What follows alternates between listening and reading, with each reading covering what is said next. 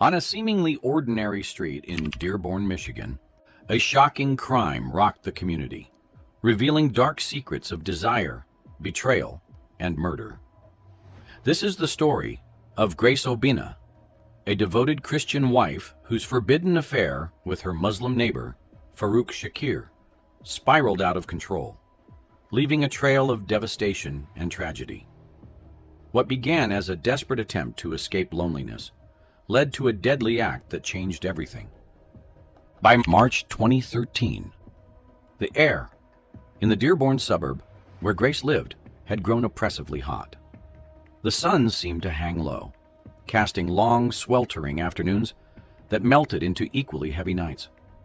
The streets bustled during the day, but grew eerily silent after sunset, leaving an unsettling quiet that seemed to amplify the smallest sounds. Grace Obina's home, which once felt like a sanctuary, had become a space of stifling loneliness. The echoes of laughter that used to fill its rooms had long since faded, replaced by the rhythmic ticking of the clock and the quiet hum of a fan spinning in the corner. Grace spent her days moving between the church, errands, and the suffocating solitude of her house. Her nights were worse, long stretches of silence interrupted only by restless tossing and turning. Emmanuel had begun to pull away from her emotionally and physically, retreating into himself after a string of long days at the accounting firm where he worked. His health had also started to falter, though he dismissed it as mere exhaustion. One evening in late February 2013, Emmanuel sat her down and, with an air of finality, told her he could no longer meet her physical needs as he once did. He suggested a compromise. They would be intimate only 3 times a month. For Emmanuel, it was a practical solution, a way to maintain the semblance of their marital bond without straining himself further. For Grace, it was a crushing blow. She didn't argue with him, choosing instead to nod quietly, but inside, she felt as though a door had been slammed shut, locking her into a lonely, passionless existence. Grace turned to prayer, kneeling by her bedside every night, asking for strength and guidance. She also sought solace in the tools of modern independence. She ordered adult toys online, careful to delete her browsing history. But none of these measures filled the void. The ache for intimacy wasn't just physical, it was emotional, a longing to be wanted, seen, and desired. Emmanuel's distant demeanor only deepened her sense of isolation. Across the street, Farouk Shakir's presence was a subtle but growing shadow in her life. Farouk, a 33-year-old widower, had moved into the neighborhood 2 years earlier. He was a devout Muslim who carried himself with a quiet confidence. His handsome face and well-groomed beard often drew attention from neighbors, but Farouk seemed to maintain a polite, almost distant relationship with everyone. Grace had always known him as the kind neighbor who brought food over during Ramadan and exchanged holiday greetings at Christmas. Yet, there was something about him that intrigued her, an air of mystery she couldn't quite place. Farouk's past was as heavy as the silence of the nights in Dearborn. His wife, Amira, had passed away, suddenly 3 years earlier. It was a loss that had shattered him. Amira had been his everything, his partner in faith and life, and her death left a gaping hole in his heart. He moved to this quiet street to escape the memories of their home, but the sorrow clung to him like a second skin. For a time, he thought he might never feel anything again.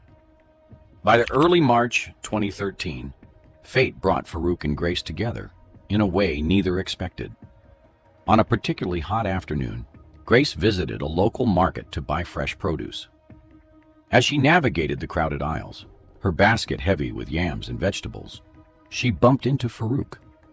Their eyes met, and for the first time, Grace saw something in his gaze: kindness, but also a flicker of something unspoken. They exchanged pleasantries, but their conversation lingered longer than usual. weaving between the mundane and the personal. It wasn't flirtatious, at least not overtly, but there was a weight to it, an undercurrent that made Grace's heart race. Over the next few weeks, their interactions became more frequent. Farouk seemed to appear everywhere, at the local pharmacy, near the church, even at Emmanuel's gate, to exchange friendly words. Grace noticed how her pulse quickened each time she saw him. She began to linger at the window, watching for him to leave his house. It was as though the universe had conspired to place him in her path at every turn. Their first real encounter happened in late March 2013, a day when the skies darkened with the promise of rain. Grace had just returned from the church, her arms filled with hymnals, when she noticed Farouk struggling to carry a large bag of rice into his home. Without thinking, she crossed the street to help. Inside his modest home, she saw glimpses of his life, a neatly arranged prayer mat, photos of a smiling Amira on the walls, and shelves lined with religious texts. Farouk offered her a glass of water, and as they sat in his small living room, the air between them felt charged, heavy with unspoken thoughts. The affair began quietly, almost imperceptibly, as though it were sneaking into existence rather than bursting forth. Farouk's touch was tentative at first, his hand brushing against hers as he handed her the glass. Grace felt her breath catch, her pulse quicken. She didn't pull away. That moment marked the beginning of something they both knew was dangerous but irresistible. Their trysts were carefully orchestrated, hidden from the prying eyes of their deeply religious neighborhood. Farouk's home became their refuge, a place where they could shed the expectations of their lives and indulge in the desires they had suppressed for so long. Yet, even in their moments of passion, the weight of their guilt was palpable. Farouk would often retreat into quiet prayer after their meetings, his forehead pressed against his prayer mat, as though seeking absolution. Grace, too, wrestled with her faith, torn between her devotion to God and the overwhelming need that Farouk awakened in her. By the April 2013, their affair had become an addiction, a secret neither could let go of. Farouk, who had sworn never to love again after Amira's death, found himself drawn to Grace in a way that both exhilarated and terrified him. For Grace, Farouk represented everything Emmanuel wasn't: attentive, passionate, and unreservedly present. But beneath their stolen moments of bliss lay an ominous shadow. Each meeting was a risk, each lingering glance a potential disaster waiting to unfold. As the rainy season approached, the skies grew darker, and so did the undercurrents of their relationship. The line between love and obsession began to blur, setting the stage for the storm that would soon engulf their lives. By June 2013, Emmanuel Obinya had grown uneasy. The changes in Grace were no longer subtle. They were glaringly obvious. Once a vibrant and affectionate wife, she had become withdrawn, lost in her own world. She often stared out the window for hours, her mind clearly elsewhere. Her once melodic laughter, which had filled their home, was now rare and forced.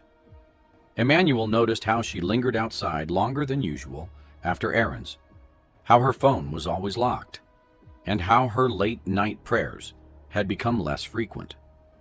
His instincts told him something was terribly wrong. Emmanuel's world revolved around order. As an accountant, he was meticulous and careful, applying the same discipline to his personal life. He had always trusted Grace, believing their bond was unshakable despite the strain caused by his declining health and their dwindling intimacy. But this trust began to waver. Grace's sudden absences, her distracted gaze, and the faint scent of unfamiliar cologne on her clothes made Emmanuel's stomach churn with unease. One evening in July 2013, Emmanuel made a quiet decision to uncover the truth. He had noticed Grace sneaking out late at night under the pretense of visiting a church member in need. This time, he followed her, his heart pounding as he trailed her from a safe distance. Dearborn was dark and quiet, the streetlights casting eerie shadows as Emmanuel moved with cautious determination. The humid air clung to his skin, and each step felt heavier than the last. As he rounded the corner, he saw her, Grace, his wife of 5 years, stepping into Farouk Shakir's house. Emmanuel froze. He stood there, hidden in the shadows, watching as the door closed behind her. The weight of betrayal hit him like a blow to the chest. He felt his legs weaken, his breath shallow and erratic. A sickening realization crept over him. Everything he had ignored, every warning sign he had dismissed, had led to this moment. Emmanuel waited outside Farouk's house for what felt like an eternity. When Grace finally emerged, her hair slightly disheveled and her steps hurried, he didn't approach her. Instead, he walked home, each step feeling like he was carrying the weight of the world. That night, when Grace returned, Emmanuel confronted her. His voice was trembling, his face pale. The anguish in his eyes cut through Grace like a knife. What followed was a storm of emotions.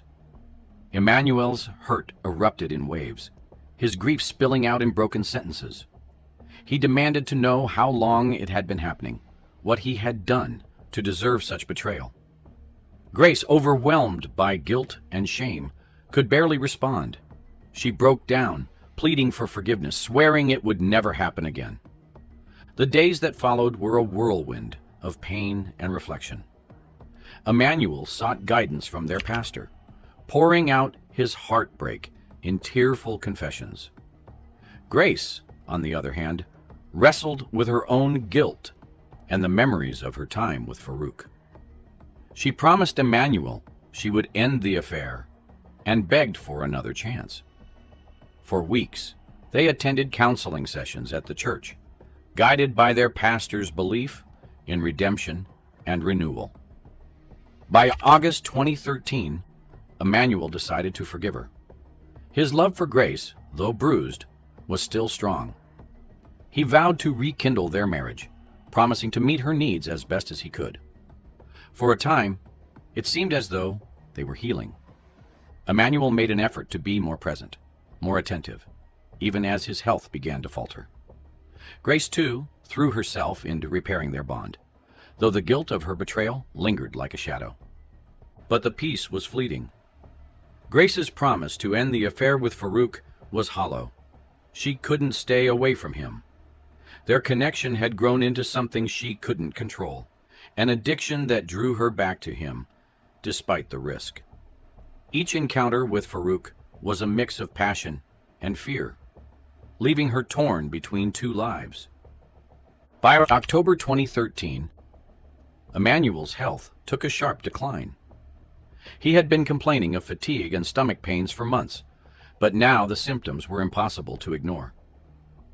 After a visit to the doctor, the diagnosis was grim, a chronic liver condition that required immediate and ongoing treatment. Emmanuel's once robust frame grew frail, his skin taking on a sickly hue. His energy waned, leaving him confined to the house more often than not. For Grace, the strain of caring for Emmanuel was immense. She tried to mask her frustration, but the weight of his illness, combined with her own internal turmoil, began to take its toll. Farouk remained a constant presence in her life, offering her an escape from the dreariness of her reality. Their meetings became less about passion and more about solace, two lost souls seeking comfort in each other's arms. One evening in late November 2013, as rain lashed against Farouk's windows, the tone of their conversation shifted. Farouk, who had been growing increasingly possessive, voiced a chilling suggestion. He pointed out Emmanuel's deteriorating condition, framing it as inevitable. He questioned why Grace should continue to suffer when the outcome seemed clear. His words were calm, almost logical, as he painted a picture of a life where they could be free to be together, without Emmanuel's shadow hanging over them. Grace's initial reaction was one of horror. She recoiled at the thought, her heart racing as Farouk's words echoed in her mind. Yet, as she returned home that night, his suggestion lingered. The days that followed were a blur of conflicting emotions. Emmanuel's condition worsened. He grew weaker, needing Grace's constant care. She found herself drowning in resentment, guilt, and confusion. Farouk's words haunted her. They played over and over in her mind, twisting her thoughts. What had once seemed unthinkable now felt like a sinister possibility. She began to justify the idea in small, fragmented thoughts. Emmanuel was suffering. His quality of life was gone. Perhaps this was a way to ease both of their burdens. By the early December 2013, Grace's internal struggle reached a breaking point. The once vibrant woman, who had been a beacon of faith and kindness, was now consumed by darkness. She felt trapped in a web of her own making, torn between her duty as a wife and her desire for freedom with Farouk. Each day, she moved through the motions of caring for Emmanuel, but her mind was elsewhere, spiraling deeper into the abyss. The air in the Obina household grew heavier with each passing day, charged with an unspoken tension. Emmanuel, too weak to notice the shift in Grace's demeanor, remained oblivious to the storm brewing around him. Grace, meanwhile, stood on the precipice of a decision that would forever alter their lives. On the still, humid night of December 5th, 2013, a suffocating tension hung in the air of the Obina household. Grace moved through her small kitchen, her hands trembling slightly as she prepared Emmanuel's evening dose of medication. Her mind was racing, a storm of guilt, fear, and a strange, disquieting sense of resolve. The vial of poison Farouk had given her sat on the counter, its presence both terrifying and magnetic. For weeks, Grace had battled with the thought of carrying out this plan, but Farouk's words echoed in her mind, filling her with both dread and conviction. Emmanuel's suffering, her own exhaustion, and the tantalizing possibility of freedom all coalesced into this one moment. Earlier that evening, Emmanuel had sat in the living room, his frail frame illuminated by the flickering light of the television. His condition had worsened significantly. His skin was pale and clammy, his breaths labored. He could barely eat, and every movement seemed to drain what little energy he had left. Watching him like this, Grace felt a pang of sorrow, but it was quickly overshadowed by the weight of her decision. After their nightly prayer, Emmanuel retired to the bedroom, unaware of the plan unfolding around him. Grace followed soon after, carrying a glass of water and the lethal dose she had prepared. Her hands shook as she handed it to him, her heart pounding so loudly she feared he might hear it. Emmanuel smiled weakly as he took the medication, his trust in her as unshakable as ever. Grace stayed by his side, watching as he drifted into what would be his final sleep. Within hours, Emmanuel's breathing slowed, and his body grew still. The room was eerily quiet, save for the ticking of the wall clock. Grace sat frozen by the bedside, her eyes fixed on his lifeless form. The enormity of what she had done began to settle over her like a suffocating fog. She wanted to cry, to scream, but no sound came out. Her hands were cold and numb, and her chest felt hollow. As the clock struck midnight, Grace forced herself to move. She wrapped Emmanuel's body in a sheet and dragged it out to the backyard, her movements mechanical, almost detached. The night was dark, the moon obscured by heavy clouds, and the silence of the neighborhood amplified every sound she made. Digging the grave was grueling work. The soil was hard and unyielding, and Grace's arms ached with every stroke of the shovel. Sweat poured down her face despite the cool night air. As she worked, Grace was unaware that someone was watching. Mrs. Adeyemi, An elderly widow who lived next door had been unable to sleep and had noticed Grace's silhouette in the backyard. Peering through her curtains, she saw Grace digging, her movements frantic and desperate. Though she couldn't make out the details, an uneasy feeling crept over her, and she decided to keep an eye on the situation. By the time Grace finished burying Emmanuel's body, the first hints of dawn were breaking over the horizon. She covered the disturbed soil with a few pots of flowers, hoping to mask the evidence of her crime. When neighbors began their morning routines, Grace put on a somber expression, spreading the story that Emmanuel had passed away peacefully in the night and had been taken to his village for burial, in keeping with tradition. Her performance was convincing, and most of the neighbors expressed their condolences without question. But not Mrs. Adeyemi. She watched Grace closely, her suspicion growing with each passing day. By December 12, 2013, the weight of her observations compelled Mrs. Adeyemi to report her concerns to the police. She described seeing Grace digging late at night and the unusual activity in the days that followed. The officers, initially skeptical, decided to investigate further. When they arrived at the Obina home, Grace maintained her calm demeanor, insisting that her husband had been buried in the village. But her story didn't quite add up. The officers noticed the freshly planted flowers in the backyard, the disturbed soil betraying her attempts at concealment. The police obtained a warrant to dig up the area, and on December 15, 2013, their suspicions were confirmed. Emmanuel's body was unearthed, still wrapped in the sheet Grace had used. The sight was grim. His frail form bore no signs of physical trauma, but an autopsy would later reveal the presence of a deadly toxin in his system. The discovery sent shock waves through the neighborhood, and whispers of Grace's possible involvement spread like wildfire. When Grace was brought in for questioning, she clung to her story, insisting she had no knowledge of what had happened to Emmanuel.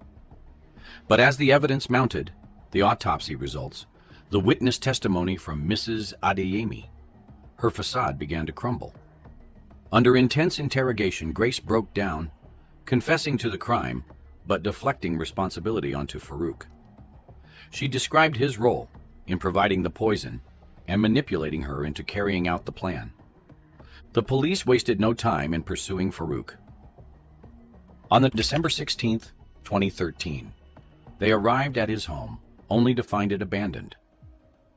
Inside, they discovered a chilling array of evidence, text messages between him and Grace discussing Emmanuel's condition, a vial containing traces of the poison used, and a detailed plan for their life together after Emmanuel's death. It was clear that Farouk had been the mastermind behind the scheme. Farouk's disappearance marked the beginning of a nationwide manhunt. The police combed through every lead, questioning his acquaintances and tracking his financial transactions. But Farouk had planned his escape well.